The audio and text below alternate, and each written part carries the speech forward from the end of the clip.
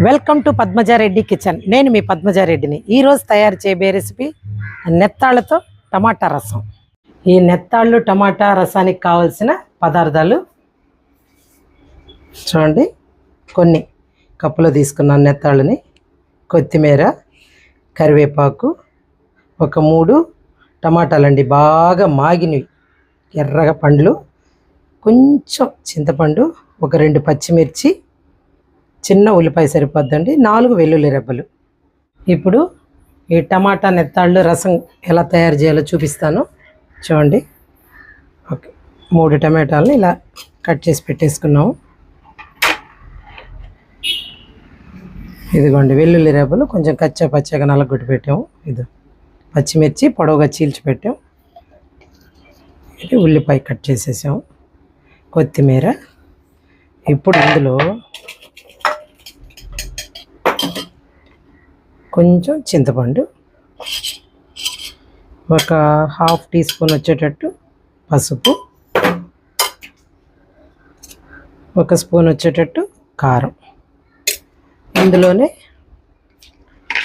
కల్లుప్పండి, దీనికి చాలా బాగుంటుంది టేస్ట్కి. లేనోళ్ళు మామూలు సాల్ట్ అయినా వేసేసుకోవచ్చు, నేను కల్లుప్పు వేస్తాను తగినంత. ఇప్పుడు ఇందులో ఒక 1/2 స్పూన్ వచ్చేటట్టు కొంచెమేనండి ఆయిల్.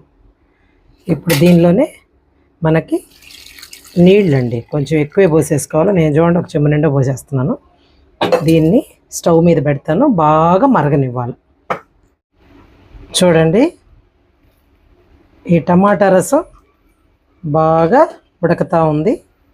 ఇలా తెల్లడం వల్ల ఏంటంటే బాగా మనకి దీంతో టమాటాలు, పచ్చిమిర్చి ఇవన్నీ వేసుకో ఉన్నాం కదా, కొత్తిమీర, వెల్లుల్లి, ఉల్లిపాయలన్నీ, ఈ రసం ఇందులోకి బాగా ఉడికిపోద్ది. అందువల్ల మనం ఇంకొంచెం సేపు దీన్ని బాగా ఇలాగే తెల్లనివ్వాల.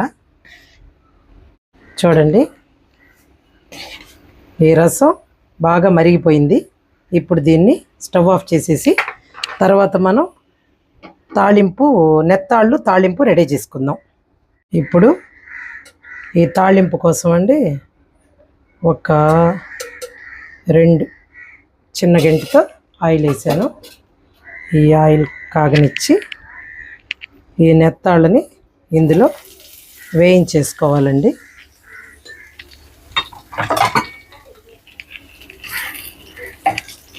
ఇవి నూనెలోనే మనకి ఆయిల్లోనే ఫ్రై అయిపోవాలి, బాగా సిమ్లోనే పెట్టుకొని ఫ్రై చేసుకోవాలండి వీటిని.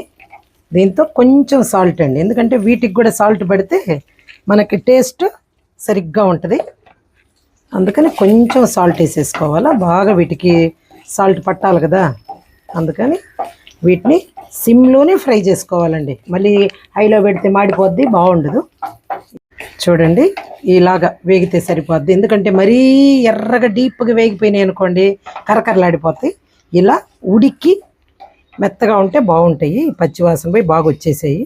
ఇప్పుడు ఇందులో ఒక 3 ఎండుమిర్చి ఇలా ముక్కలు చేసేసేసాను. ఇందులోనే ఒక 2 రెమ్మలు కరివేపాకు. తాలింపు రెడీ అయిపోయిందండి. ఇప్పుడు ఇందులోకి ఈ పోపు, ఈ మెత్తాళ్ళు మొత్తం ఈ ఇందాక మనం టమాటా రసం తయారు చేసి పెట్టుకున్నాం కదా, అందులో మొత్తం వేసేసుకోవాలండి. బాగా కలిపేస్తాము.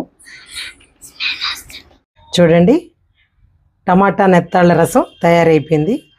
చాలా టేస్టీగా ఉంటుందండి, చాలా ఈజీగా తయారు చేసుకోవచ్చు. బాగా వెరైటీ ఫుడ్ ఇది.